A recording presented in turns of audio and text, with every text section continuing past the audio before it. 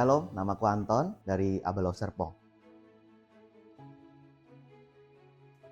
Ya, kerjaan aku sebelumnya adalah aku dulu pernah ada di family business. Aku ada bisnis aksesoris mobil, waktu itu ada di kota Solo.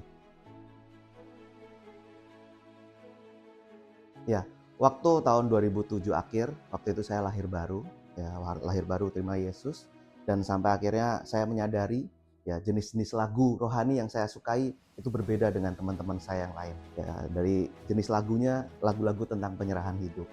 Ya, tapi di tahun 2011 waktu itu ada di satu titik saya ditawari juga untuk full time. Nah, tapi di titik itu saya takut ya karena saya punya background takut salah ya karena terlalu sering dipersalahkan pada waktu itu.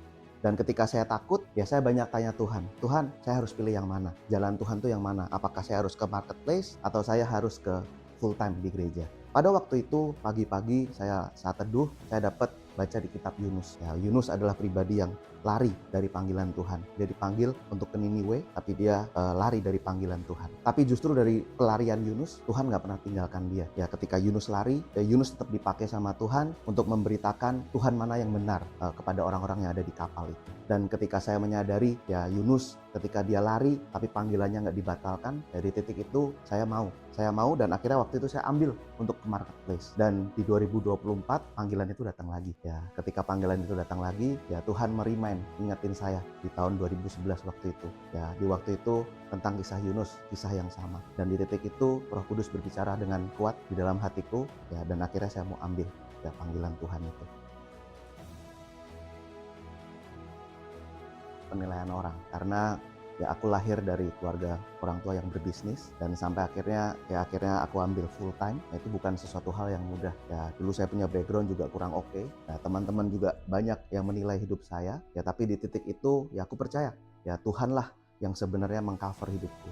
Jehovah Jireh, Dia Allah yang menyediakan, Dia Allah yang mengasihi tanpa syarat hidupku, dan itulah yang membuat sampai hari ini saya bisa teguh di dalam panggilan Tuhan.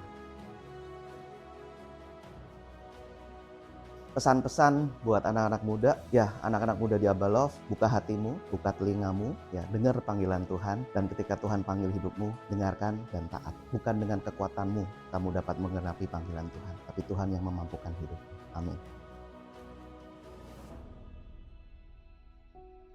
Ya, istri saya menikahi saya bukan seorang full time waktu itu. Ya, tapi aku percaya ketika Roh Kudus berbicara sama saya, Roh Kudus juga berbicara pada istri saya. Dan di titik itu ketika kita mempunyai roh yang sama, ya kita nggak perlu takut, Tuhan yang bela.